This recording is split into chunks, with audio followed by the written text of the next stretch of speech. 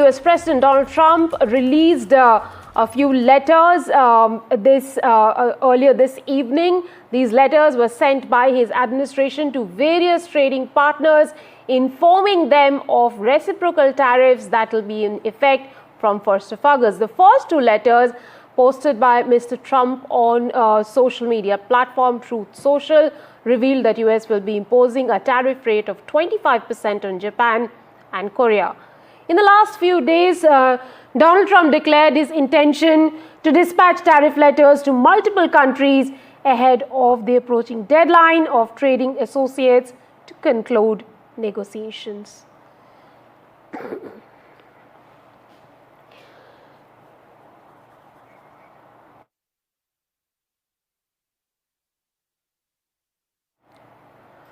My colleague Priyanka Deo is with us to talk more on the tariffs that are being imposed by Donald Trump. Priyanka, thank you very much for joining us at this hour.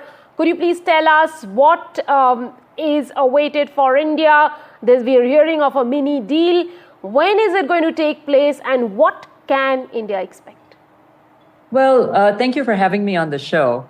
And I guess since I've been watching the Wimbledon tournament, I'm a little inspired by the tennis matches. So I'd like us to, while explaining what exactly these tariff letters mean, let's just think of Wimbledon since the tournament's in full swing.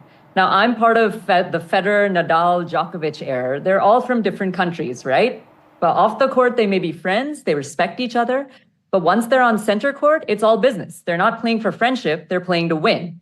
Now, Donald Trump approaches international trade in the same way.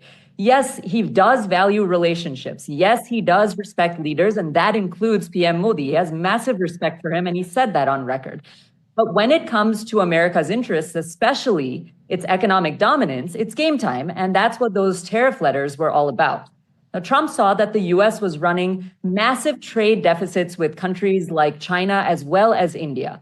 He believed that America was being taken advantage of, and he decided to push back, which he's fully in his right to do as US president. So the tariffs on steel, aluminum, and more, which made headlines in the past, if you remember those, this wasn't really about making enemies. It was about protecting the American economy for him and bringing that leverage back to the US side of the court. Now enter the BRICS summit, right? This is Brazil, Russia, India, China, and South Africa. And let's be real, this isn't just a friendly alliance, right? It's not a summit where leaders just come and take selfies and reels and go back home. BRICS is actually openly challenging the dominance of the US dollar in international trade. They're actively working to create alternative payment systems to promote local currencies and reduce dependence on Western financial institutions.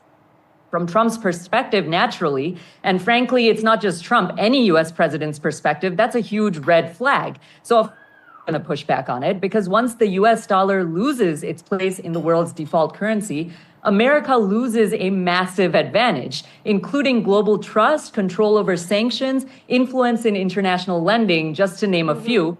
And the dollar is not just currency, it's power, right? So when Trump imposed tariffs, took a hard line, even allies like India, right? He wasn't turning away from the friendship with Modi. He was stepping onto the global court, I guess you can say, the global center court, and saying we're playing to win. And Modi, he's actually doing the same for India. Jaishankar has said it every single time he travels out of India, right? So India's participation in BRICS isn't anti-US if you look at our side of the coin, and if you look at India's side of the coin. And I'm currently in the US, so I'm speaking of our side and their side, right?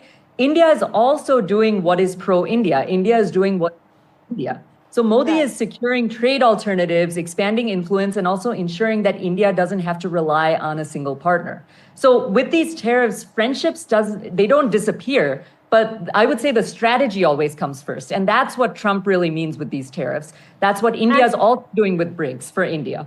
Priyanka, by when are we going to expect that letter from Mr. Trump's officials? What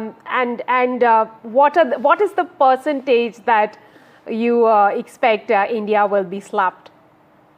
I don't think that, letters based on the history of the Trump administration, right? What they basically say they're going to do, they're going to do. So basically what Trump tweets out, everything has come into play. We saw that with the big, beautiful bill. He wanted it to pass on July 4th, which was America's birthday.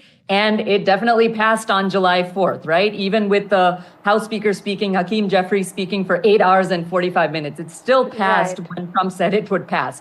So I wouldn't be surprised if these tariff letters are sent right when Trump says they'll be sent. I don't think, with that being said, India is going to get slapped at all. I think India is a nation on its own. We have one of the biggest economies in the world. We have one of the fastest growing economies in the world.